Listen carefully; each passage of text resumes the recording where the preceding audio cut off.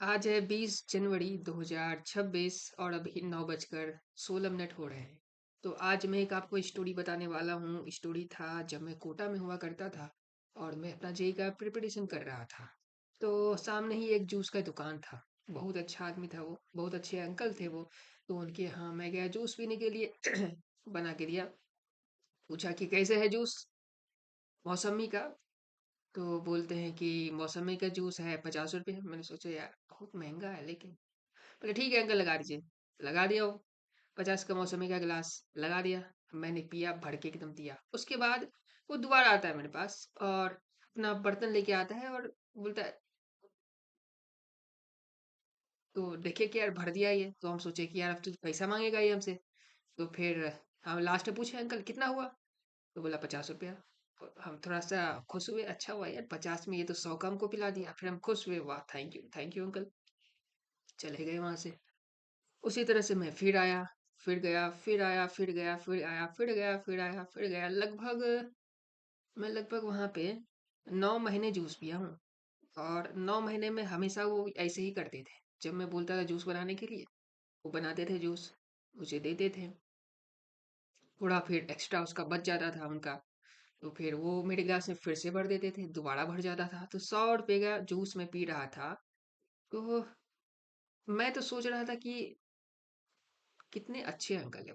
उसी तरह से मैं दूसरे तीसरे दुकान में भी कभी कभी जाना होता था, क्योंकि कभी कभी दुकान बंद होता था। तो मैं एक्सपेक्ट करता था कि सामने वाला भी शायद ऐसा करेगा, पर ऐसा वो नहीं करता था। मैं 50 का जूस मांगा ना, तो वो एक गिलास दिया और ना एक्स्ट्रा दिया ना कुछ दिया, ठीक है डन। और वो रख देता था, वो रख देता था, साइड करके दिया। फिर जब दूसरा कस्टमर आए, वही साइड वाला जो बचा हुआ है वो उसको मिला के उसमें दे देगा।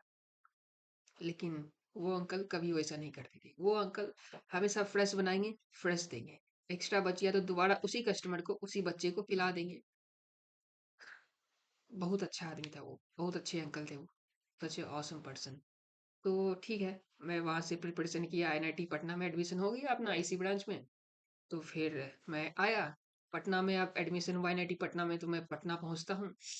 पटना में पहुंचता हूँ तो मुझे जूस पीना है। अब स्टेशन के पास जूस आपको पता ही है कितना बकवास होता है, लेकिन फिर भी मैं गया पीने के लिए वहां पे। और फिर वहां पे जूस, वो बोला 20-30 रुपए गिलास। बोला, बोले ठीक है बना दो। तो वो बना दिया, 20-30 रुपए गिलास। एक गिलास दिया, पी लिया। उसके पास भी एक्स्ट्रा बचा, तो बोला डाल दूं। मैं बोला डाल दो, डाल दिया। और फिर जब मैं पूछता हूँ दाम, तो वो 2 गिलास का दाम बता रहा है। तो बोला, मैं सोचा 2 गिलास 60 रुपया। बोलता हाँ 2 गिलास पिए ना।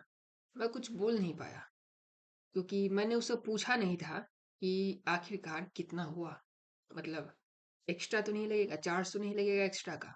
क्योंकि मेरा एक्सपेक्टेशन तो वही था कि वो अंकल मुझे जैसे देते थे वैसे ये भी देगा। लेकिन बस वही, इंसान टू इंसान और शहर टू शहर में बहुत डिफरेंस होता है। हालांकि वहाँ भी पर्सन थे पटना जैसे, लेकिन बस यही था एक्सपेक्टेशन। तो पहले से कुछ एक्सपेक्ट करके नहीं रखना चाहिए। अगर कुछ बेहतर हो जाता है तो खुश हो जाओ, लेकिन दोबारा दोबारा सेम एक्सपेक्टेशन नहीं रखो। ये सेम चीज़ है, और एक्सपेक्टेशन नहीं रखना ही बेस्ट चीज़ है। हाँ, लेकिन अगर आप कुछ कर रहे हैं तब एक्सपेक्टेशन रखिए। लेकिन अगर आपका कोई इनपुट नहीं है तो एक्सपेक्टेशन का नीड नहीं है। डायरेक्ट मुंह पे बोलो, काम खत्म। Don't expect something so deep, क्योंकि जितना डीप एक्सपेक्टेशन रहेगा उतना ही ज़्यादा दिक्कत होगा। अगर वो फुलफिलमेंट नहीं होगा, आपको स्पाइडरमैन नो वे होम या फिर स्पाइडरमैन का तीनों जो पार्ट है, उसमें एमजे का कैरेक्टर याद होगा। तो वो भी वही कहती थी कि बस जो कहती थी आप मूवी देख के समझ लीजिएगा, वो तो बस रेफरेंस के लिए था और कोई बात नहीं है।